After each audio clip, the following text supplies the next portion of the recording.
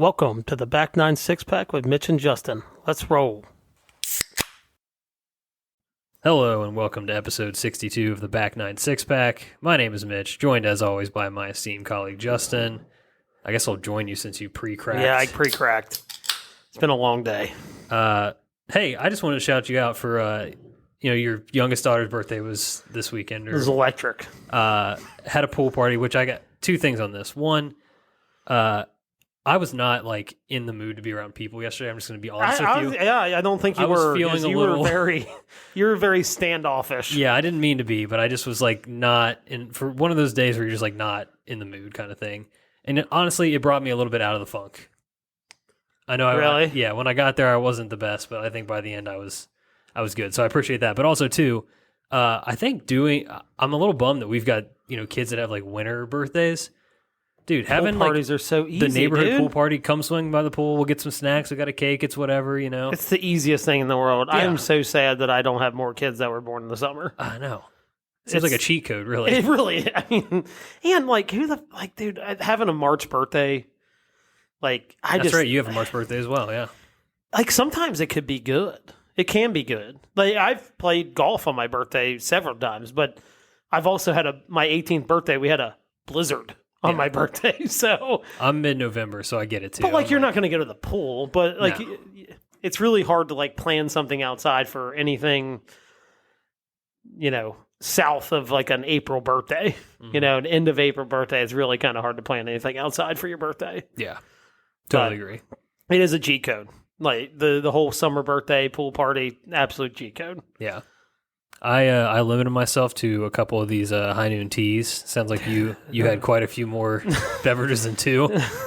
I did. I was told that I was too much myself on Sunday. Oh my God. I don't know what that even means. Sounds dangerous. You know what? Honestly, in today, year of the Lord 2024, isn't everybody supposed to be too much of themselves? That's the whole thing, right? The way you were it was authentically explained, you. Yeah, it was way too authentically me. Apparently, did get it. It was after the party. I got a little over the skis. Me and Ryan were just us hanging out down there. Got a little heavy. It just snuck up on me out of nowhere. I was also at the pool at 11:45. Right. I think it was lack of food, sun. Just amplified things a little bit. And yeah, that's what I was told when I got home. I was too much of myself. Yeah. Good for you, man. I'm proud.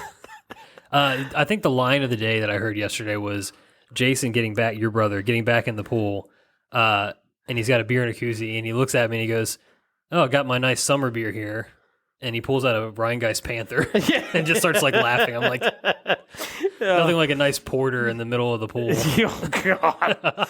I saw him drinking that stuff. I was like, dude, my stomach hurts thinking about that being in my stomach right now. Your brother had the garage beer grab and go, whatever's in the fridge. just load it up. Cleaning it out. I need 6 of them. It might be 6 different ones. Yeah. It might be a couple of And he does that a lot. And he drinks porters and stuff during the summer. I'm like, you're psychotic, first off. I'm for sure a seasonal. Oh, I'm 100%. With my coffee Miller and Lights my across beers, all 12 months. Yeah. But the specific stuff is very season dependent. For sure. Oh, man. All right. Well, if you find yourself here listening to this podcast, and number one, thank you. And please make sure you're subscribed, that you've rated and reviewed the show. Follow us on social media at Back9Sixpack, wherever you get your social media. This is going to be a very us golf intensive podcast, which is my favorite one. So love it. Everybody buckle up if you want to listen to two guys talk about their golf games for the next 45 minutes. This is going to be, if I cry, don't make fun of me. Because I think we've officially reached a point of it's not a blip on the radar now. It is, the enemy is filling our radar. Are we okay? So, have we hit the bottom yet? Do we think we've hit the bottom? I feel like today absolutely 100% feels like the bottom. Okay, that's good news. That means you're. If this is not the bottom, this could be a very, very long rest of the summer. Yeah. Well, all right. We left people last week with it was your first round at the Met. You had a little optimism. You were coming in trying to drink your way through to a good round. I did. Where did we end up? What Well, happened? Tuesday I did wake up with more of a hangover than I really, really would have liked. Yeah. That makes sense based on the episode last week. Didn't. It was definitely felt like I had more than I actually had. But so Tuesday we get off to a really good start. I had some really good birdie looks on the first 3 holes, lipped out a couple times, whatever. It's like, all right, this is the. I've tried to decide like what is the epitome of like what is my issue right now. Like what goes wrong, and what goes wrong is I hit the tee ball like a tour pro, and then I'll miss a green from like 140 yards. Welcome. I mean, look, we're going to talk about the stats here in a second, but so like 4 tough driving hole, you've got to kind of either kind of lay it out to the right, or you have to go left of the center fairway. There's a bunker in the center. It's a direct dogleg left. Just threaded the needle left of the bunker, 140 yards. Made bogey. It's like, okay, well, there's that ugly person again coming out trying to ruin this for me. And then I bogey the next hole. By the way, this is Makatiwa Country Club. And they just went. Yeah, they just went through a gigantic overhaul of the course. Which, by the way, side note, the course is absolutely unbelievable. They did an incredible job redoing it. I think a lot of the changes they made were needed. They took a lot of it back to the original design, which that's what most people are doing these days. Fantastic. The course was unbelievable. But then I make 2 birdies in a row. I get it back to even, make the turn at even. And we kind of thought, like, hey, I'm going to need 70, 71. 71 would have been 1 over. Anything more than that, it was going to be... Well, I honestly thought 71 was going to be a toss-up. I figured I had to shoot even par. Par 10, I must birdie 10, get to 11. And this is like, it's just one boneheaded swing turns into a gigantic disaster. Yeah. I have no scoring ability right now. Like, because you can make one bad swing and you make one bad swing, it's like, okay, I'm trying to make par, but bogey is probably going to be inevitable. My problem is like, I'm like, oh my God, I have to make bogey, and double is rearing its head pretty quickly. Like, one bad swing, it's not even like a terrible, like, well, no, some of them have been pretty terrible. But I hit it like snap hook a drive, which I don't miss left. We've talked about that on here. Yeah. I don't get that snappy hook. It's been a long time since I've seen you do that. Yeah. Don't do it often. I did it on this hole, got on the lip of a bunker, a fairway bunker, chunk it out, missed the green from there from 100 yards, then hit it into a bunker there, chunk it out, 2-putt, make 6. And it's like, then I started pressing. Come to find out, I could have shot 72 and made the cut. But I was like, okay, I need a couple coming in, bogey or par the next hole, bogey the next. So I'm like, okay, now I need 3 coming in. I did birdie 14, but then I started pressing after that, like hidden shots. It was like trying to carry stuff to pins. It just kind of spiraled out of control. I mean, realistically, I still shot 76, but if I could have played, like, if that was my first round, I'm like, okay, I made double, I would have probably played a little differently. It probably would have been like a 72 or 73. But I started making stupid swings trying to press and make birdies, and that it's very easy to, if you don't play the golf course how it's supposed to be played, it's very easy to make bogeys out there. Yeah. And I just made handful of bogeys coming in, ended up shooting 76 and missed the cut by I think 3 maybe. Or 4. Sorry, missed it by 4. But it was disappointing. I really, really felt we got done with the round. Shout out to Scotty. He caddied for me on Tuesday. And he's just like, this is sad because I just know how well you would play match play on this course. And he's like, that's what makes me sad. And it truly, that's what I felt. And maybe I put too much pressure on myself thinking like, oh, we can make a run here if I can get in the match play. And maybe I put too much pressure on myself to try to get to that point and sure. Look more towards the result rather than just playing golf. And like, okay, when we get the match play, we get the match play. And I think maybe that was in my head a little too much. I don't know. it just seems to have gotten worse since then. Like Elk's Run on Monday felt like the beginning rather than like the, hey, this is a blip on the radar. Yeah. Well, then, so you played Mac Tuesday. That it goes away, it goes. Wednesday night at League, I didn't get to catch up with you beforehand, really. You were actually, you know what? I tried to, but you were on the range hitting balls very angrily. So I did not. Sad. I did not disturb you. I was sad though too. Yeah, and then after the round, you were such a sad boy, and I was trying to do everything I could, just be like, dude, you got a mindset problem right now. You were so down on yourself for no reason. I was sending some sad texts on Wednesday too. Yeah, you gotta snap out of it. That's what it is. And I did. I shot 35. I shot 1 under during League. I mean, I didn't. Yeah. 8 pars and a birdie. It wasn't anything crazy. Right. But I made some good up and downs. But it wasn't anything crazy. But I think you were so focused on what you were missing out on that day. I think that's truly what it was. It was FOMO for sure. Yeah. But I will always tell you that I truly respect you going out there and playing and all this stuff because, like, for me, like, I struggle sometimes. I don't practice. I don't do any of this stuff.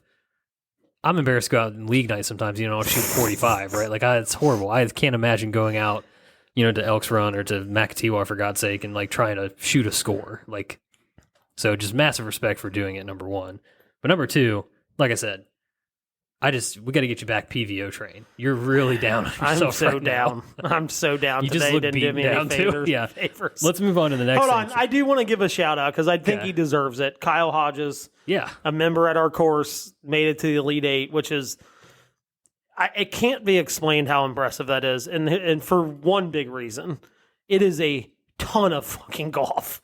Yeah. I mean, like, he made it till Friday morning. I mean, it's 18 on Monday, 18 on Tuesday, 18 on Wednesday. He played 36 on Thursday. He won 2 matches on Thursday, and he's 38 years old. Like, that is so freaking impressive. And I texted him. We were texting.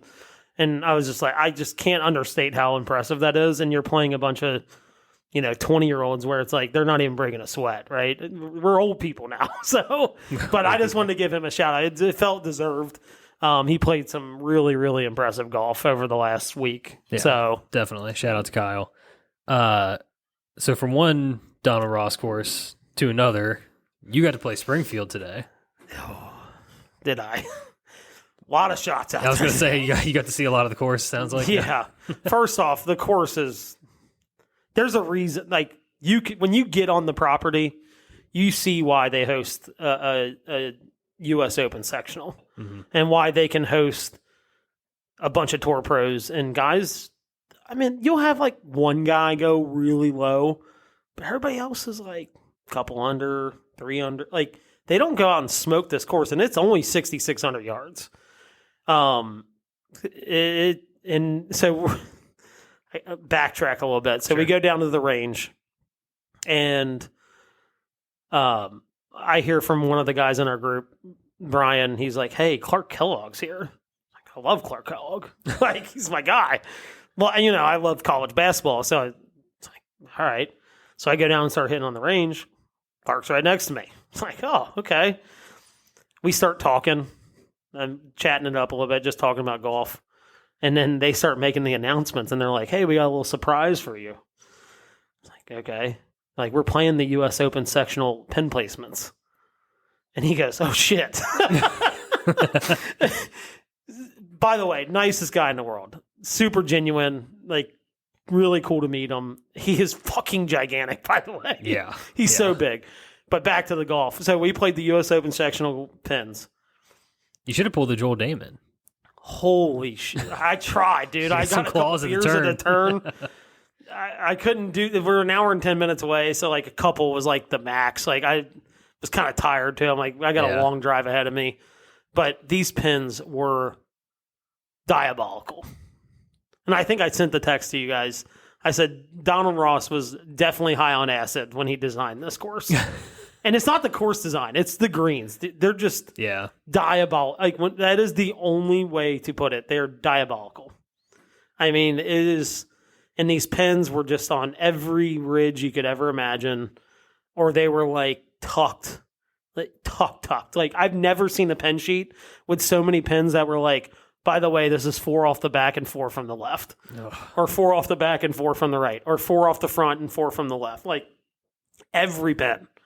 And those greens are kind of weird. They have like little nooks that kind of go off, and they would be tucked back in these like little offshoots, and it was just incredibly hard. It was even harder, the way I played, but it was the course is just it's truly bucket list course for me. I've been wanting to play up there for a really, really long time, and every Donald Ross aspect that you could ever think of is on that course. Yeah, cross bunkers, cross hazards, like just everything you could every hole had a false front, and like false front like hills. So he has like there's a couple of his courses. I think Dayton Country Club's got a couple of them where he'll put like a mound of rough, like 30 yards in front of the green. So like in your eye, you're like, oh, I've got to like carry this all, and you don't have to.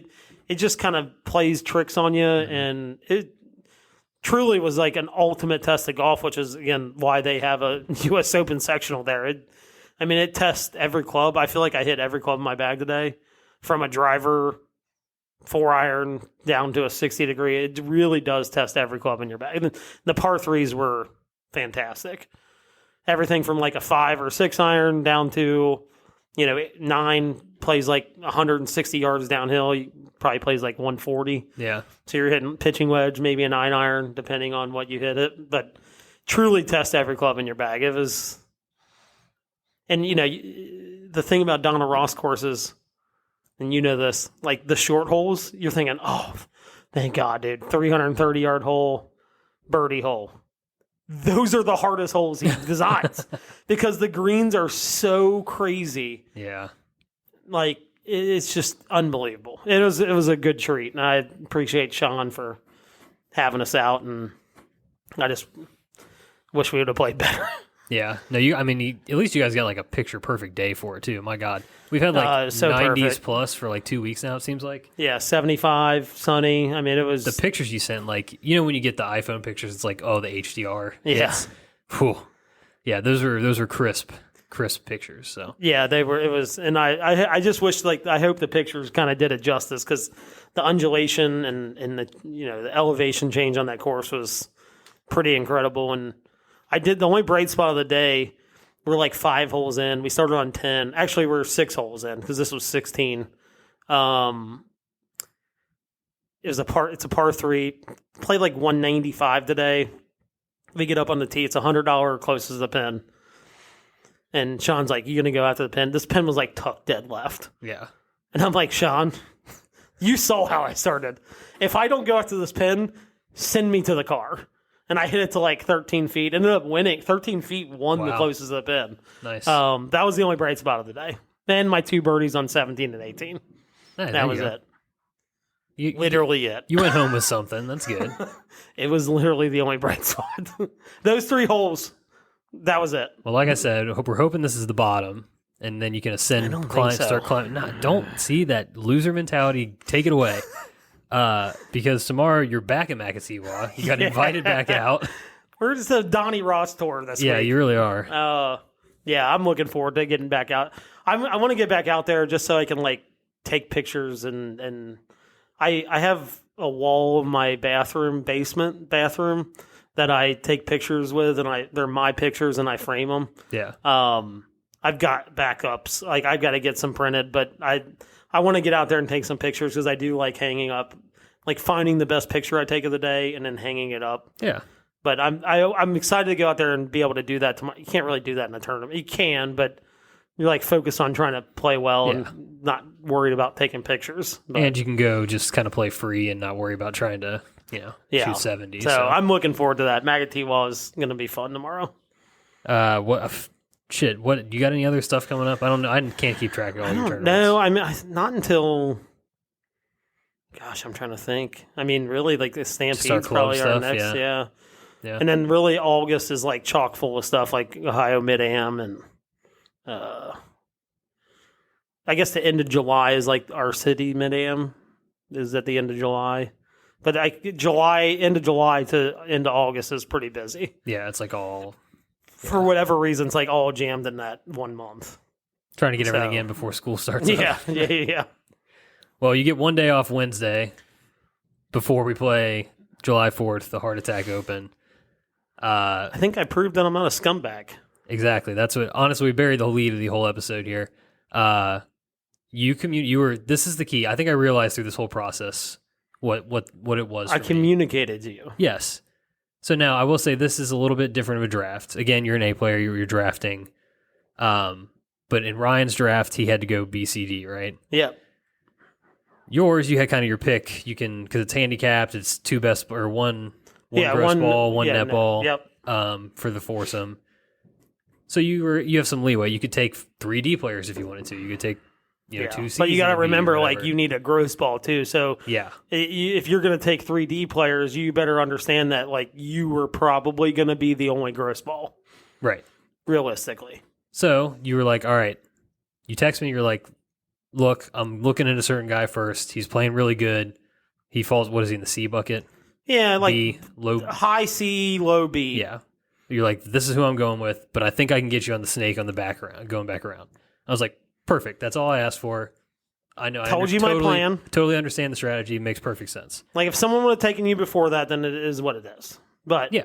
But I only had 2 picks in front of me before I picked again. So exactly. I just assumed, like, if you weren't gone when I got the first pick, that you were going to be there on the way back by. Exactly. So, worked out to perfection. I'm on your team. You're not a scumbag. And then the full strategy worked out because we got Scotty. Yeah. As our last pick. Yep. And I got the guy that I wanted first, and then I got you, and then I got Scotty. And yeah. Look, this is going to either fly way too high or we're just going to be down in the dumps. It truly could go either way. Like, we're either going to win or we're going to come in like second to last. I truly feel that's how it's going to go. The problem is, so it's got to start early, right? Because we need the energy. Got to get off to a good start. Can't, once you get to the point where you have to try to manufacture the energy, you're already dead. You're dead in the water. You're already dead. So it's got to be a good start, fast start, get the vibes high from go, and then just kind of ride the wave. Yeah. You can't create the wave. It's not. No, you can't manufacture fun. No. But I think I like our team. You know, we've got some people that can make gross balls, but they also get enough shots that they can make the net stuff. Scott gets like 15 or 16. I mean, yeah. You know, realistically, he's only playing 2 holes with no strokes, which is a good thing. And, you know, if you can manage his intake, you'd be in good shape. I think we'll be in really good shape. But we just got to find something tomorrow. That's what tomorrow's about, just finding something that we can take to the course on Thursday. That's all I need. Because I've got the Beer Olympics on Wednesday night. Which is bad. I don't like that. You said you didn't like it. Certifiably don't like that, but I've seen you rise from the ashes before, so maybe that's what I need. I need a good, like, super hungover round to get me back. Maybe. Because I do typically hit the ball really well when I'm hungover.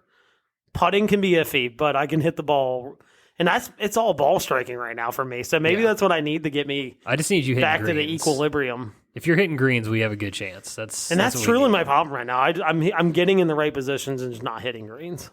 So, did you get a chance to look at this tee sheet at all? Yeah, a little bit. Are there any teams that stood out to you? I mean, obviously we're going to be on our own team here, but I think Jeff's team was a little bit interesting. Leshner. Hold on. I'm pulling him up right now. He's got Cody, Allen, and then Carl, who gets to play from the whites. Which one were they at? Foursome. They're the 907. Yeah, I did see them. That's intriguing. Having Cody too. I think it's kind of one of those things where it's like he plays the stroke hole so well. Right. Like he just does. Yeah. Like he's not going to he may give you a couple gross balls, but like for the most part, like you can count on him on his stroke holes. Yeah, and then Allen gets streaky in a good way. Yeah, he does. And then Carl's just he's a solid player, and you get him from the whites. Yeah, you get him from where he's going to be manageable. Yeah. Smitty's built himself a little bit of a squad, I think. So I was talking to him today about that, and he doesn't think he did. Really? He thinks he's got a couple. He said he's got a lot of net balls, but he's worried about their gross ball, which looking at that group, I can understand that a little bit. Yeah, look, Keith is like a net king. Usually. He is. That's what I'm saying. Like, gross ball, yeah, you got to remember that gross ball and the net ball can't be the same person. Look, I don't know how they're playing, but Derek and Connor, Derek leveled up in a big way last year. Yeah, and he's really steady now. And I've heard some rumors about Connor. People were concerned he's a bagger. People were talking. People were talking about people. That group and the other one that I thought outside of ours is Wes's group. Yeah, Wes is just always so live in these, man. He is, and then you got Fish, who is, and he's got his boy Sammy with him. Yep. They feed off of each other, and then I got a little, I don't want to call inside information. I got a tip that his D player is the person that I should have taken as my last pick. Yeah. I don't know what that means. I don't know if people know he's a big sandbagger. I don't know. I guess we'll find out. But he was the last pick taken. But I was told that I should take him. But I couldn't let my guy Scotty down. I couldn't do that to my guy. The vibes really do matter and stuff like this. I couldn't do it. He's probably very appreciative and psyched about being on my team. So I was like, I couldn't do that to my guy. But I got a tip that I was supposed to take that guy. I don't know what that means. I guess, like I said, we'll find out. I do think there's an element to when you're in these things, like knowing each other's games, a little bit of an advantage early in the round. Because when you're playing in these and you don't know everybody and everyone's kind of feeling each other out, nobody knows who to take the lead. Or like, you know what I mean? And I play a lot of golf with Brian and Scott, who we're playing with. And at the very minimum, I'll at least know what's going on. You know what I mean? Like, it's not going to be a feeling out process. I know you've played with Scott before, too. But it's it is a feeling out process if you don't know the people you're playing. Like, oh, who's riding in carts together? Like, it just kind of gets a little weird. Yeah. Like, we know who's riding in our carts. It's like me and you, them two. Like, let's go. Like, let's hit our balls. We know probably the order we're going to take the shots in, you know, all that kind of stuff. Yeah, exactly. Yeah. So I'm looking forward to it. It's, again, it's a change of pace from our scrambles for the Memorial Day and Labor Day. True, yep. Which I like it, though. I do, too. There's no total winner. It's front and back. Yeah, front, back, skins, and close to the pin. Yes. Yeah. Mm-hmm. Has anyone approached you with the side bet yet? Not yet, but I said this today. I was sitting around. You're scared because Brian's on our team? Sitting around. I know, not that. No, I was sitting around, and tomorrow, shout out to Dan, who's a member at our course, and he's a member at Magatiwa that's taking us out there tomorrow. And I was like, I love action. But tomorrow I might be like tucking my tail between my legs and be like, I don't know how much action I want tomorrow. And I might feel this, and depending on how tomorrow goes, I might feel the same way about Thursday. Like, don't feel good about this. Like, I'm not taking any action. Oh my God. I'll probably change my mind. But yeah, once you get there and it's a team and, it's the day of, it's 4th of July. Yeah. Might be riding a hangover a little bit. Like, might be still buzzing. Who knows? What country are you in Beer Olympics, by the way? I didn't ask that. I know it's not a country. You just come up with your name. Okay. And then you wear you wear a team uniform. So we're Team Hawk Tua. Hell yeah. I have a Hawk shirt that I'm wearing.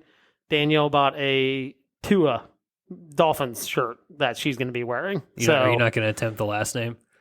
No. No. But so that's our team name. We did pretty well last year in this. Wife's not a drinker. I was going to say, what's the ratio here we've been doing a lot of ratio talk. What's the ratio of your intake versus hers? Probably 3-1, 4-1, probably. Man. But last year, like, we were in our neighborhood, and for whatever reason, we drove the car over there. And I was like, let's just leave the car here. Like, we're going around the corner, but let's just leave the car here and walk home. I don't think I can walk home. I'm like, well, that's a problem. And she just doesn't drink much. And she, 3-4 drinks, like, she's hammered, dude. Yeah, I get it. And it's like, I was like, well, she's like, let's just drive home. I'm like, are you driving? He's like, no. I'm like, I'm definitely not in the shape to be. Oh my God. I'm not even in the shape to drive around the corner right now. Yeah. So we ended up walking home. I convinced her to walk home. But that's my teammate. So There we got you to go. keep her on the tracks. That's the goal. I need her to keep you on the tracks. Yeah, That's probably. my goal. Yeah. All right. Well, like Alan Iverson said, we're talking about practice, man. Oh my gosh, your practice session. Look, I don't know. I don't think last year I went to the range or the putting green or the chipping like at all outside of like a pre-round warm up. Like I did not one single time practice last year. I'm pretty confident of that. Yeah, well, I mean, new kid, Yeah. stuff like that. Like, it was not going to be easy. Right. And I've talked about that a lot. My struggles with golf last year overall. And this year, look, I set the goal out about trying to get down to a 5-something handicap. This is the first time I practiced this year, was this past weekend. So we're still not quite on the right path. But I got to tell you, practicing, and especially practicing the way that I practice, like, relit a side of my brain that I think died. Like, Maybe that's what I need. dude, I was so into it. It was unbelievable. Like, Yeah, you were yardages, spreads. Yeah, you know, so to set this- dispersion. set the scene a little bit here. I got the new irons, as we talked about, and it has created a gap at the bottom of my bag between my pitching I'm wedge dealing and my with that gap right wedge. now. Yep. So used to be I had a 10-yard gap between, lob, sand, gap, pitching wedge. All of them were perfectly gapped. Well, now with hitting the new irons longer, I've got like a 20, 25-yard gap between the pitching wedge and the gap wedge, the 50 degree. And so I've been trying to figure it out on the fly. I've been finding myself at like 130 so many freaking times on our course. And I hit the 50 degree like 125. I hit the pitching wedge 145, 150-ish. Still trying to figure out what that number really is too. And so I've just been like in that 130 zone and just hitting terrible shots. You want to talk about hitting perfect drives and, having a wedge or whatever and just like pissing away strokes. That's been me the last 3 weeks. Like dead center of the fairway, wedge in hand, little leaker, short right, pull hook, long left, Oof. chunk because you decel because you're nervous about how far you're hitting the thing. Every miss possible, I've done it in the last 2 or 3 weeks. So I went, got 75 golf balls, warmed up, and then proceeded to, this was at Miles of Golf, so they got the top tracer technology. Yeah. And I posted about this on our Instagram too, so if you guys want to read a little bit more about my shitty golf game and my wedge play, it's up there for you to do. And I just hit balls from 58, 54, 50 pitching wedge up to 9 iron, just trying to like figure out these exact numbers, what gripping down an inch feels like or gets me, what gripping down 2 inches gets me on the pitching wedge, and just trying to dial in those different yardages and trajectories and all that, checking out the dispersion and everything like that. So, and having the numbers there is such a freaking game changer. It is, yeah. Because- and just at the very minimum, the dispersion. Yes. Because I just didn't realize how important it was for me to like, okay, this felt a certain way. And it's not just, that's 130. That's what 130 feels like. yeah, or like, oh man, I missed that, but that still got me 128 or whatever. Yeah. You know what I mean? Like things like that where it's like at a typical range session, you're just hitting balls to a target and like, You're like, oh, that was close like enough. 8 yards past it, maybe. Yeah. Like, you know what I mean, or whatever. but when you have like, okay, that was the flight, that was the shot shape, that was how far off center it was. Yeah. The dispersion, it gives you the dispersion and how consistent Oh, you yeah. are. All those numbers, like it, I intuitively knew that because obviously there's a reason, the pros do what they do with all of their, Yeah. the, what's the name? Shit. I can't think of it now. TrackMan. Yes, TrackMan or whatever. Yeah, The or launch monitor. Launch sorry. monitor, Yes, any kind of launch of those. monitor now. Yeah. But being able to match like a feel to a visual to actual numbers just like fired me up about practice. I was literally just so into it. Yeah, I can't. If you haven't practiced in a while, I'm getting pretty close to buying a launch monitor. oh man, I think And it's there's the next some frontier. really yeah. good ones out there for not that expensive. Yeah. That are like what they call like pocket launch monitors. Like they hook up to your phone. They'll be like the cost of a driver or less. Yeah, probably. I think this one's like $350, $400, Mhm. like a rangefinder, pretty much. I mean, Yeah. same cost as a rangefinder. But I'm very close to getting one. I just think it's honestly like going over to a place like Miles or whatever that has that is like incredibly worth it. It's like good value for the. It is, like, yeah. Depending on where you go and you pay whatever for a bucket of balls just to go hit them, to have the the data Oh, for like maybe right a there. couple dollars Yeah. more, if that. Yeah. It's just well worth it. And 100%. obviously they have the app on your phone so you can like track your own stats and yardages for your clubs and just kind of like actually get Yep. a legitimate benchmark for how you hit your clubs. Yeah. I know I'm not saying anything like earth shattering, but I guarantee you there's a lot of people that are like a mid handicapper like me. And they're just like out there hitting balls and they're like, why when I get like a 3/4 shot can I not hit this? And it's like, well, because you don't know what that feels like. Yeah. And honestly, like you haven't gone out to a range and hit 20 of them and like, okay, these 5 were the distance I needed. These 10 were, this is how that felt, and that was not right. You know what I mean? Yeah. And it's like, this is how far I took it back, kind of thing. All of that. Plus, like I said, I haven't gone out to just like straight up practice in over a year. And when you are doing that and you're trying to like literally figure out your swing on a golf course, right? There's the pressure of like trying to score and you don't need any more. No. And so like you end up building all these, like you think it feels this way. You think that's a yard you hit it and all these different things. Whereas like I went to a range and didn't hit anything more than a 9-iron over 75 golf balls. And it let me like, okay, I know my problem's early extension. I'm really trying to focus on like just staying in my posture basically. Yep. And I could tell when I didn't do it and what the ball did. And I'm like, oh, well, I feel that on the course all the time. Yeah. But it's really hard to adjust on the fly when you're trying to actually like hit a fairway or hit 100%. A green. Yeah, no. So like just grooving your swing. Yeah. Like I've forgotten. These are things that we played high school golf. Like we practiced every day for 3 straight months. Yeah. Like obviously I don't do that anymore. I have kids. I have a job. That's not going to happen. You have if I can get like one every other week as like a practice session is. You have a certain amount of bandwidth that as, a parent and a spouse and all this stuff that you can devote to golf, right? Yeah. And so the obvious, like, way to do that is, like, you want to go play, right? I think I have come to the realization that, like, it's worth my time to... get at least one practice. Go spend an hour and a half in a range instead of going and play that 9 holes. Yeah, oh, yeah. Yeah. Yeah, especially if you're going to go play 9, just go hit range balls. Like, to me, 9 holes is not worth it. No. Yeah, like I would much rather go out credits, and like I'd rather much go out and put like an hour and a half in between the range and the putting green. Maybe some chipping. Right. For sure. Now, so they brought up a good discussion. It did. Not hitting full wedges. Yeah, shout out to my buddy Matt Steens. Also, congrats on him. He just became a dad for the first time. A lot of new dads around. A lot of new dads. Our guy John that I had on when you were gone just had his baby last Thursday. Congrats to John. Shout out John. Yep, just saw her today. So yeah, a lot of babies being born. A lot of summer babies. A lot of pool parties coming up. Pool parties for everybody. Damn it. Yeah. So I posted this stuff just to kind of like, hey, what's everybody got going on in their game? Just like let's chat about it. And Matt replied and was like, he's somebody that he'll play 60 degree from pretty much any shot up to like 100 yards or whatever. And he's like, I'm trying to work on hitting 56 instead and like trying to control it a little more.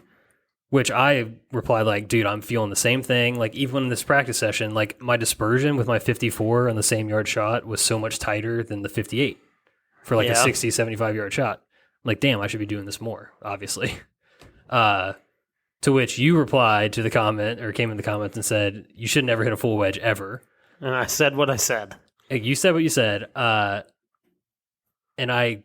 you can explain this a little more because when you said, when you start doing it, I'll do it. I'm like, I do it. Because here's the thing. Can I hit a 60 degree wedge 110 yards? Of course I can. Yeah. And I've seen you try to do that. That's why I said what I said. Never.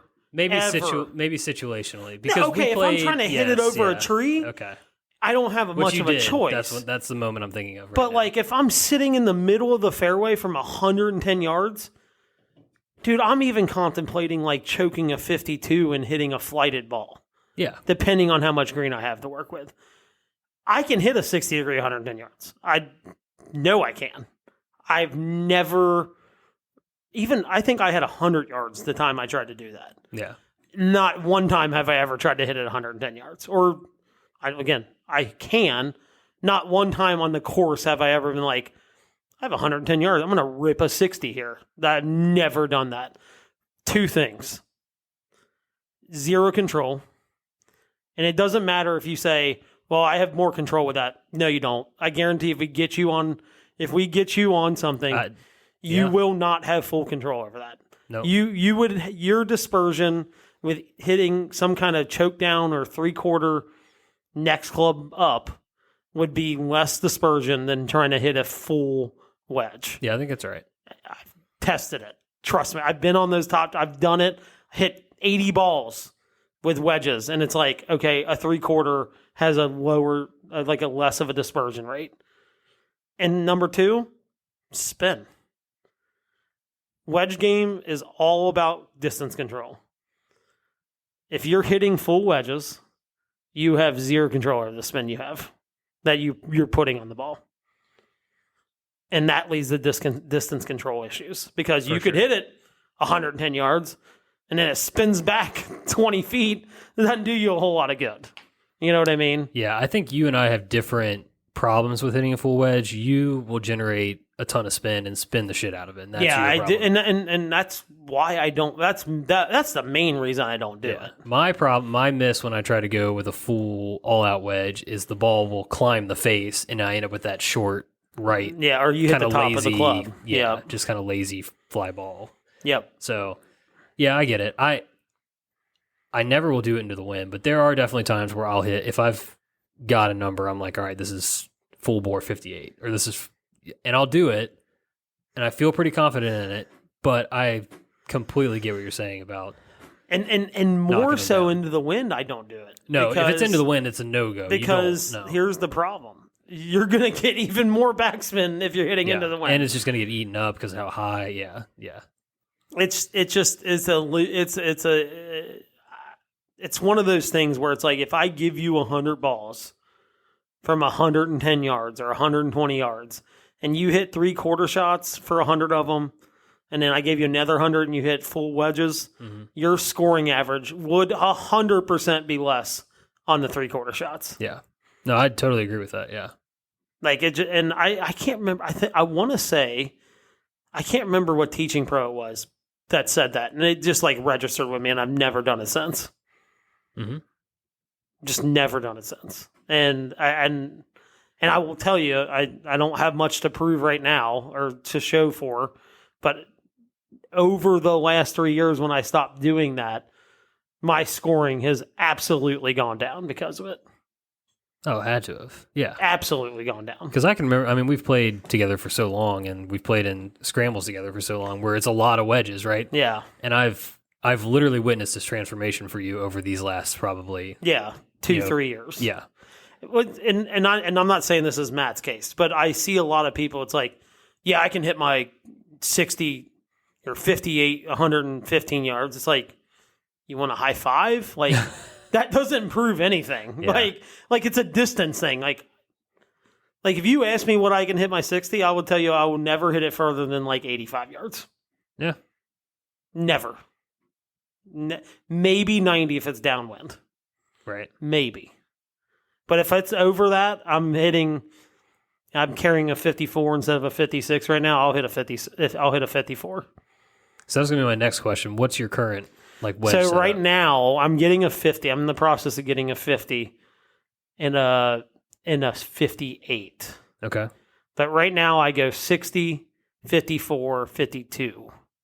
Okay, so you're gonna I've got a bit of a gap. That's why I'm going to a 50 because right now, I don't really want to try to hit a 52 more than about 120 yards. Yeah. And honestly, I don't even like doing that. Like 118 is like really like I would say less than a full that I'm not going to generate a bunch of spin. Yeah, where you're not going to have to go after it. Yeah. Yeah.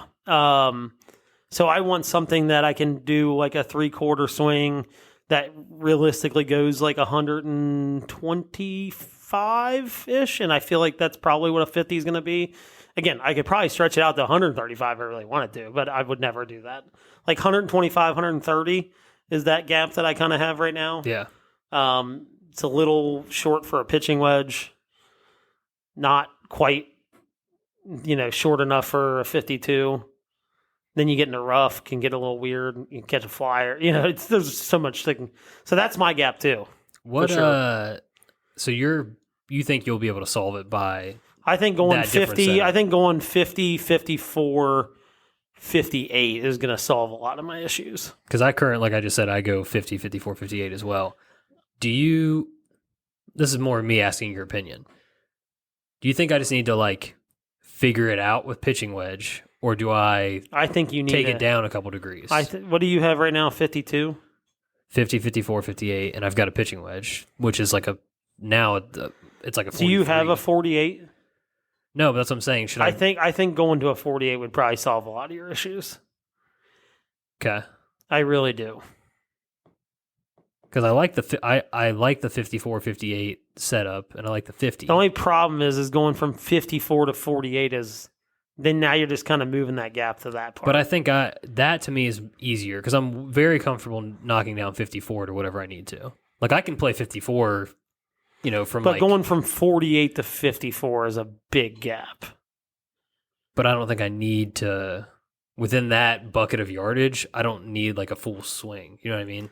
Yeah, so a 48, yeah, I guess that's... But like knocking down a pitching wedge is way more difficult than knocking down a 54. Or a 48. Yeah. Like a 48, because here's the thing too, is like a 48, realistically, what is your pitching wedge right now? Like 44? I think it's a 43. Then you definitely need a 48. You 100% need a 48. Really...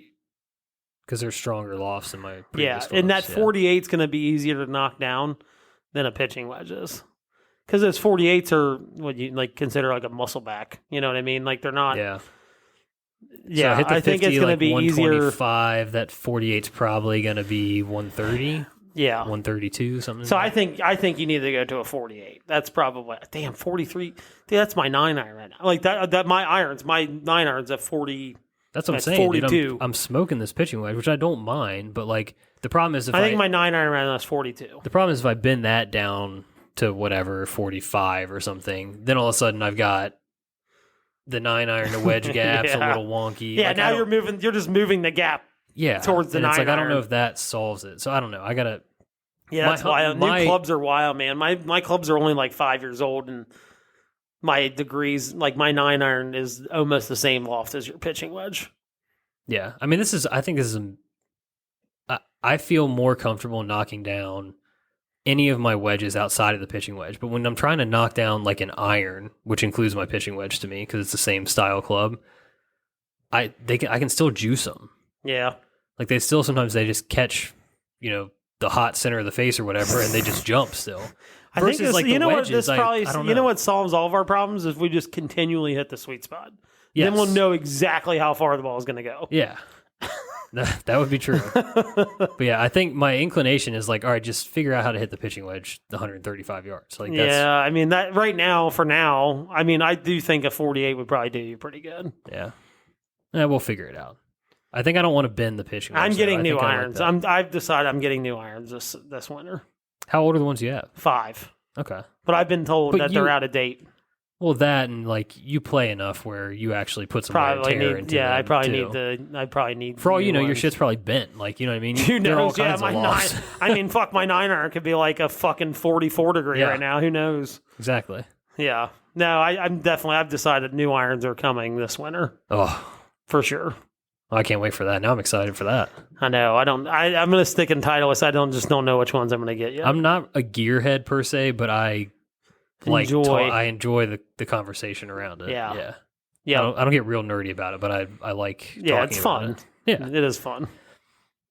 All right. I got to find the next time in practice. That's what it is. Yeah. Speaking of that, real quick, I don't know if you know this or not. Because Gunth is married up in the world.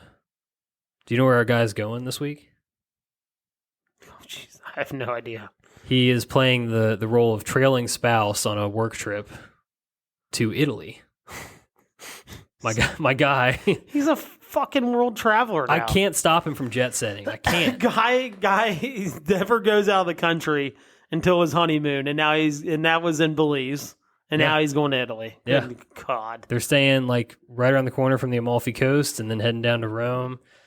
Just doing it all big, eat, pray, love style.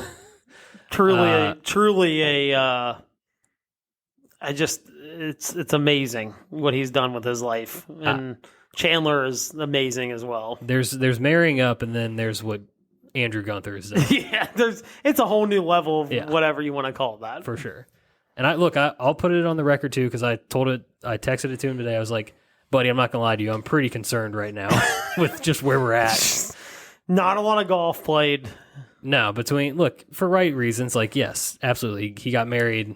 He was committed to that. We had the bachelor party, we had all this stuff. Just hasn't had golf at the forefront, but feels like crunch time right now. It's crunch time. We're less than 3 weeks out. We are exactly, we'll call it 17 days at this point from the first round of the Stampede. Yeah. And, I'm getting texts about when does he come back? Sunday. So this weekend's out. No golf this week. And then we roll into a full week of work into the Gunther Seafood Boil, second annual edition. Yeah. So he's, focused on that. We're going to try to find some time to squeeze in next weekend to play, and then we're into tournament week. Gosh. So we're on tight prep times. Yeah. It's all right. I will say, my guy he's a primetime player. He shows up at the right times, but it would be lying to say I'm not just like slightly more. Yeah. So we just got to put that on the record for everybody, just so it's out there. Well, I think we're going to try. We'll maybe try to have him back on the week before the Stampede. Do you think we can convince Ryan, or is he still not entertaining enough? No, he would be fun on here. I think he could be fun on here. We might have to do our first ever real editing, having Ryan on. It's like, I got to cut these 20 seconds out because these cannot be said. Yeah. I'll try to. We'll try to get both partners on here. I think that'd be a lot of fun. Or maybe we can have somebody. I don't know. We'll find someone else to have on. Yeah, we'll go 4 wide. All right. This is gonna be the quickest one and done pick of all time. Talkin stinks. He's a fraud. He's a major fraud. I knew it was gonna happen. The second you think he's got it all figured out, it's the second that you shouldn't take him. Yeah. So that was a miscut. Super sick pick by us. The sad part is last week I had Akshay and Cam Young written down as the other options, but we never got past talking about Tom Kim for whatever reason. I swear I don't even know who won. Cam Davis won. Again, didn't he win 2 years ago? 3 years ago, he won. Yeah. Akshay did not. I think the 17th, one of the closing holes of par 5, did not make a birdie. He was tied for the lead going to the last hole. Had a birdie putt to win, left it 5 feet short. Missed it to force the playoff, so Cam Davis wins because he bogeyed the last hole. My guy, poor Akshay. Oh my gosh, he'll get a win eventually. Well, I mean, he's already won Valero. I know, this year, but dude, he's cooking. Look, Akshay's coming. I'm calling it now. He's going to be on the President's Cup team. By the way, speaking of Cam Davis, so we had the same pins at Springfield today. Yeah, was that the Adam Scott Cam Davis? Yes. Yeah. So where I went back and found the video where his chip shot came from. That's the sickest chip-in I've ever seen. Yeah. And he made it look very fucking easy. And honestly, swear to God, Cam Davis's putt, the thing breaks 2 feet. I'm sitting here, I'm like, these dudes both made birdie. This is why they're so much better than us. Oh, yeah. They made birdie from here. It just it blew my mind. Yeah. It absolutely blows my mind. So, yeah, needless to say, we're down bad. We didn't really drop that far down, but, the gaps continue to grow. The leader is at 21.5 million. That's just a no-fly zone for us. We're only at 8.3. The money line has moved to 13.69. We are 5.3 million back from that. We're just firing shots here. Do you even have a John Deere tape? Dude, I do not. I was going to say Steve Stricker, but I know he's not playing. Yeah, he just played in the U.S. Senior Open, which reminds me, the dude that made back-to-back aces. Dude. And then didn't How cool is that? All pars and bogeys outside of that. He went on a streak of 4 bogeys after the second ace. He had more hole-in-ones than birdies. Yeah. That's so awesome. Yeah. And by the way, I heard the USGA bought people drinks for sick. His hole-in-ones. Good. Help him out, because that would have been an expensive tab. Yeah. And it reminded me, you remember when your boy Brian Harmon had 2 hole-in-ones at the BMW probably 5 years ago? No, I tend to block that out of my mind. Well, he spent $50,000 buying people drinks. He bought the media tent, and he opened a tab at one of the tents, the drink tents or whatever. And just let people get it? Oh, that's sick. Oh, look, that's a major check mark in his book. You just got to ask the right questions, okay? But I guess apparently USGA opened for the next hour you can come get a drink, like one drink That's per sick. person. Yeah. That's what I was told. I don't know how true that is, but that's what I was told. This reminds me too of Wednesday Night League. Shout out Mike Henley, who made an ace to upstage my Friday ace. Yeah, to which I rolled the money over to spend for the league, and then all of a sudden, now we have another ace to spend all that money. Gosh, which is double funny because I play with Bill Blackburn. Shout out to Bill. And he birdied the hole that Mike aced. So I'm pretty sure that would have been a skin. Oh, had any there other not day. been an ace on the same any other hole. day that pin placement was nasty. Yeah. Anyway, we've gotten a little bit off track here, but John Deere Classic. I don't have anybody. This is like a. It used to be the Steve Stricker annuity fund. Steve He'd come in Stricker's- and win, or come in second, every year. He won 3 straight years. Zach Johnson has multiple wins here. Spieth has multiple. It's a very much a wedge player and a putter's course. Oh, 100%. You got to be able to score, which I think we're taking Denny. Oh, perfect. Done. There's nobody really good. I think Sepp Straka is our highest ranked player left. There's not a real stud here. Let's get Denny a win finally. I think he's finished top 10 here. Yeah. a couple Oh, yeah, times. he has. This is a good setup for him. It's not overly long. No.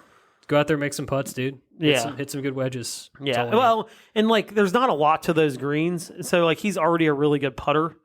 Yeah. And you get a good putter on it, some flatter greens, dude's gonna kill it probably. Yeah. Maybe not. So I don't know. we're We gonna- don't even know. we're gonna- We're so lost right now. We are definitely lost. We're down. We're so down bad. We're asking Denny McCarthy to save us. That's how you know. Maybe we'll be there for his first career tour win. So I hope. yeah, We're gonna need the win out. everybody, let's ride the Denny first round leader bet. That's what we're gonna. Oh, go okay. here. I'll do that with Yeah, you. let's- I'll hammer that. We'll do that. All right, Denny McCarthy, for Christ's sake, John Deere Classic one. Things and have done pick.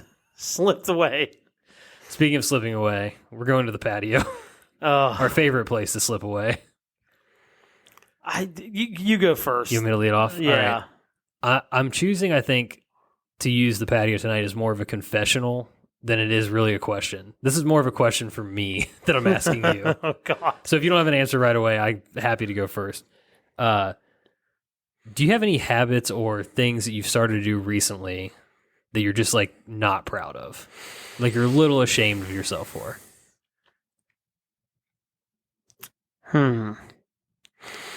That's a good question. How recently? Within the last year? I mean, what I'm thinking of for me is really recent, but yeah, it could be, I don't care. What do you mean not proud of? You wouldn't tell anybody else that you're doing this, or you're dude, come on. No, well, more more of a dude, come on, and it's not even that bad. But it's just for me, I am feeling personal guilt about this because I try to stay, I try to stay healthy. Or, it's one of those. I will say this for whatever reason, this summer, I'm on an ice cream kick right now. Okay, And it doesn't. yeah, this and is I the lost lines all I'm this thinking weight. of. Yeah, here we go. And I'm working out still, and I'm trying to be good, but the ice cream is not helping. No, And you already drink more in the summer, Yep. you just do. So the ice cream is just an added layer of that's just more I have to work off when I go to the gym. yeah, it's Fat Boy Summer, baby. God. Yeah, I mean, that's the first one that came to my head. Yeah. And that's not even I'm more just I worked so hard over the winter to lose this weight. I'm slowly inkling into that. yeah. As soon as I miss a week of working out, it's gonna right back on Yeah. with the ice cream I'm eating. Mine is along the same lines because this is what I was exactly what I was talking about. I am eating freaking chicken Caesar nonsense like I'm fucking Robbie Burger from Bob Does Sports. I might as well be rating these and posting on Instagram and right Caesar now. salad is this dressing is really not good It is for so you. fatty and creamy and all of the stuff you don't want. But I cannot make. I had a. Are you just dinner. on a kick right now? Yeah, dude. I made a chicken Caesar wrap for dinner tonight with fries. And And it's the fries. And it's the funny thing is the fries realistically, health-wise, are probably not as bad as that fucking dressing? Caesar's dressing. And That has like 8 eggs in it, and it's like fucking fatty as shit. It's probably got some oil in it or something. It's just so bad. And I've got the inner fat kid, so I'm adding bacon and I'm putting croutons in my wraps. Oh my god, that is pretty bad. And I can't stop. That's bad. I don't plan to stop. Really. You have no plan to wane yourself off of this. Yeah, I can't stop it. It's a runaway train of Caesar. Yeah. Et tu, Brute. I've been pretty bad about fat. I've been fast. I'm a faster. I don't eat breakfast. I typically don't eat breakfast. Been really bad since vacation of like eating breakfast. Yeah. And then it puts me in a predicament of like, all right, now I have to be, because when I fast, like I don't think about how healthy my lunch has to be, because realistically, if you're only eating 2 meals a day, it's really hard to get to your calorie max. Yeah. In 2 meals, like unless you eat just like a complete buffoon, like you're gonna stay below 2,000 calories pretty easily. And I've been eating breakfast and these fucking muffins, dude, from Costco. It's like, my wife buys them. Muffins. My wife buys them, and they're just sitting there, and I'm like about to walk out in the morning. I'm like, fuck it, this would be a post-workout muffin. Yeah, I fucking grab one. I'm like, god damn. I'm like, dude. I'm like, can't do this. Like, I don't eat breakfast. I don't eat breakfast for a reason. Yeah. Because then it just like makes me not have to think about like, oh, how healthy is this lunch? Well, I haven't eaten anything all day and I've been fasting. So it's like, I don't really think about that stuff. But now I have a muffin. Now I have to fucking think about what I'm going to eat for lunch. Yep. And dinner. It just puts me in a predicament. But those muffins are fucking good, man. They're so good. I wonder, I'm curious if this is the same way in your house. Like, I feel like dads take on the role of like, I don't want to say human garbage disposal, but and that's you're like the other cleanup thing, crew. Like, if there's I am so bad. Like, if there's leftovers in the fridge, I'm like, we pay for this. We cook this. I'm going to fucking eat this. Yeah. And it adds, like, the kids, they don't finish their plate. And next thing you know, you're eating a little bit extra mac and cheese or some chicken nuggets that you didn't plan on eating. I know. And it just, that stuff all adds up. I know. We had like chicken sandwiches for dinner last night, and it was like 2 halves didn't get eaten, and I'm like, someone's got to do it. It's not a fun job, but someone's got to do it. Yeah. It's not much, but it's honest work. It's honest work. Yeah. I mean, I found myself in the garbage disposal. Especially when we got to eat, because I'm like, okay, we're going to box this shit up and it's going to sit in the fridge forever. Exactly. So I'm going to eat it right now and there's going to be no boxes needed. Yeah. And then I feel like a big turd afterwards. Yep. Yeah, that's, dude. The other part too, you mentioned it a little bit, is you touched on about the vacation, the interruption to... Dude, it's such a bad interruption. It is so... We've been 2 weeks back from our trip. Such a bad interruption. And I swear to God, it's been so hard for me just to get back in the groove of like, I'm a creature of habit. I will pack my lunches on Sunday for the week. I take like a salad and whatever every single day. And just like getting back into the routine of doing that it's has so been hard. So difficult to do because it's just like... It's so hard. Yeah. It's so hard. It's incredibly hard. It's so disruptive. Oh. All right, I'm glad I had to get the chicken Caesar wraps off my chest. You had to put it publicly, so maybe you like change your ways. Yeah, maybe somebody can shame me into stopping. That might be what I needed, what I really needed. Oh, so I didn't have a question until we came into this, but I do have my question now. Obviously, golf is taken, honestly, it's kind of crazy the steps that golf has taken in popularity from everybody, which also includes athletes and celebrities, right? I feel like it feels like 20 years ago, there was like hardly any other athletes. Like some, you have your baseball, like it's well known, like Greg Maddux, Glavine, those guys, like some baseball, like pitchers especially, were always golfers because they pitch once every 5 days. When they're on the road, they could have 4 days where it's like, I don't even have to be awake in the dugout to go to this game. So they golf a lot. So that leads me to my question. Now that it's like, it feels like every celebrity and athlete from every sport is is now a golfer. Sauce Gardner, if you followed along with that. That was so good. It's kind of cool. And then meeting Clark Kellogg today. So, like, of the sports that, like, athletes that you know are, like, now starting to play golf, which ones do you think are, like, truly the best golfers that or have the ability to be the best golfers? And which ones are the worst golfers? Yeah, I think this is easy. I got like 3 answers for it. Let me break this down for a sec. I think obviously, the easiest sport to translate is baseball, just because I think they're used to swinging. I think historically they're the better golfers of people. I think they're used to like swinging things with speed, right? Yeah, like they can just generate creating club head or bat speed, and also like having awareness of like control of that too. Yes. Not just swinging hard, but like they can hit a freaking they've got some curveball, feel. 12-6 curveball. Yeah. I think probably like of the mainstream sports, I think football players probably would have the most struggle. Like obviously they're like I just think athletes. It's just how their muscles move. Yes, their bodies are trained to do certain things that I don't think necessarily always translate well to golf. Yeah. I think Steph Curry might be the best like pro athlete golfer. Probably. Yeah, I mean... And someone Glavin's still pretty good, though. I thought wasn't Smoltz the one that was... Or Smoltz, that's who it was. Yeah, it wasn't But Glavin. he's like senior Smoltz, tour age now. But he's like so good, dude. Like I think he might be better than Steph. I think once Steph's done with basketball, he like could make a run at like being a pro golfer. Like a senior tour or something like that. Dude, like I wouldn't even rule out Korn Ferry. No. I'm gonna stop you there. I'm just telling you. I'm going to stop you right there. If he fully is committed to go, I'm just telling you. Not a chance. All right. Not a chance. I think he can compete on the Korn Ferry Tour. I think he could compete. He might be 40. When he gets to 50 on the senior tour because I think he'll be in better shape than most people. And that matters a lot when you get to that age, you know, the senior tour age and stuff like that. No chance other than that.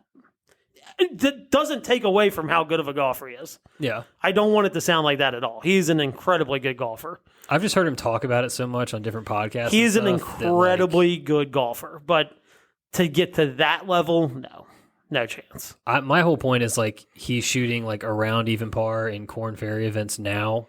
And he's like... Didn't he shoot like 78 in the Korn Ferry though? Like, yeah, didn't but he he's go also like 72, shot 78? Yeah, but still, I mean the 72. No, I know. That's not being like... completely dedicated to it, right? Like he's more dedicated to basketball, obviously, than that. But that step from going from like even par to shooting like 4 or 5 under is just so hard. I just think him and his particular like brand of basketball and athleticism could translate. I don't disagree with that completely. Like I think he's like a feel basketball player, and I think that would really translate to golf. just know I've seen like really, really good amateur golfers. Yeah.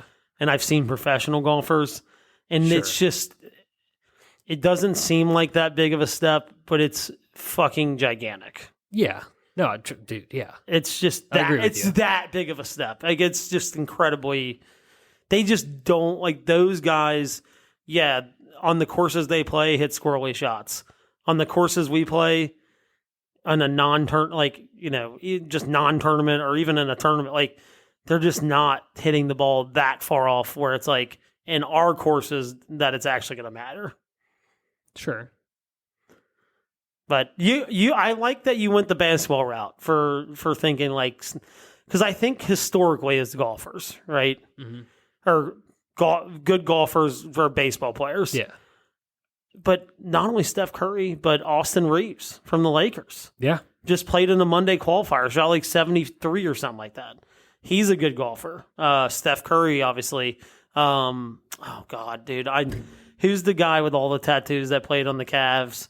Made a boneheaded... J.R. Smith. Yes. Yeah. He's like a 0 golfer. Or a 1 handicap.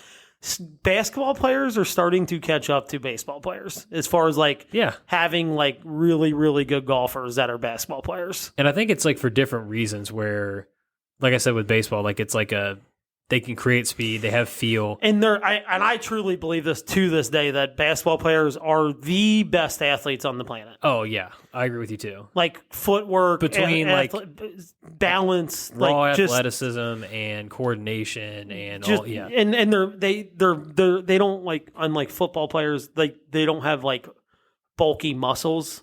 They're very lean. Yeah. You know, they're kind of flexible. What you need when you're playing golf, like you need flexible muscles more than you need strength. and I think right? the other skill set that really translates over, and especially someone like Steph, like a shooter, right, where it's repetitive movement and visualization. Yeah. Like I think that would go so far for him in golf. Yeah, because like shooting, it's all muscle memory, right? Yeah. Golf's the same way. Put your swing on repeat and be able to visualize shots around the green, putts, all that. Like I think and I think basketball players have that. Yeah. I think football players are by far the worst golfers. I think so too. Like That's my guess. I think Sauce actually has a good move Yeah. for being relatively new to the sport, but you can see his inflexibility within like a golf swing. Yeah. He's like, how does Scotty get his back turned to the target? It's like, oh yeah, I guess like, you know, he's a defensive back, but those guys still power lift, right? It's like, well, you have bulky muscles. Like Scotty is relatively flexible. Right. And it's like, that's how. Like, and people are commenting on it like this, that. I'm like, no. It's truly like his body is meant to be fast and hit hard, where golf is like, hey, you need to be as flexible as possible, which will equate to longer, like hitting the ball longer than actual bulky muscles will. Yeah. And look, I just think there's a mentality with football where it's just like, it is just like that man's game, right? Where it's like, I'm trying to move you from Bludgeon another place. everything, Like I'm just going to beat the shit out There's of you. like no touch involved, Right. typically, other than like a kicker, maybe a Kicker, quarterback, a throw to quarterback. football. But that's why I think a lot of quarterbacks are good golfers. Yeah. Like those are the best golfers within football players. They're quarterbacks Yeah. because they just kind of have that, like, they can put touch on stuff. Like it's not all like bam, like bang, bang, bang. It's just like they can kind of work the ball a little bit. But I know it's a completely different movement. But I feel like they have that touch of like, oh, I'm going to hit it high, you're going to throw it higher, throw it lower. Yeah. Like they know trajectories, right? I think that probably helps the quarterbacks. Totally agree, yeah. But even like, I think Aaron Rodgers is probably one of the best golfers, football player wise. Yeah, he's like a 4 or 5. Like he's not a scratch. I know. I think Josh Allen's kind of popped up on the scene. Yeah, Josh Allen's like a 2 or 3 or something Matt like Ryan, that. So him and Aaron are probably pretty close. Matt Ryan was always, I think, a good but golfer. I don't know of any like scratch football player golfers. The only one is probably retired, and is Danny Woodhead. Yeah. Danny Woodhead's and even he's. legit. Have you ever seen him swing it? It looks stiff. It's very, like I said, just like overpowering. Just I would love to see his short game. He just hits like low liners. Yeah, which probably doesn't play well in some courses. But I just thought that was interesting. Like I truly think basketball players are making a push. I agree. Sure. Yeah, I for sure agree with you. And they have like a really long off season too, like June to like realistically, if you're a star player, you're not playing basketball until November. Yeah. You know what I mean? Like it's a pretty long off season. And it's a good sport for them to play. Like they're not going to get injured. Well, plus, you're traveling. You know, you might be able to take the sticks with you and get on some pretty. And cool they're places. and think about this: they're off seasons in the summer. Yeah, so it just kind of lines up perfectly. Right. Really. So.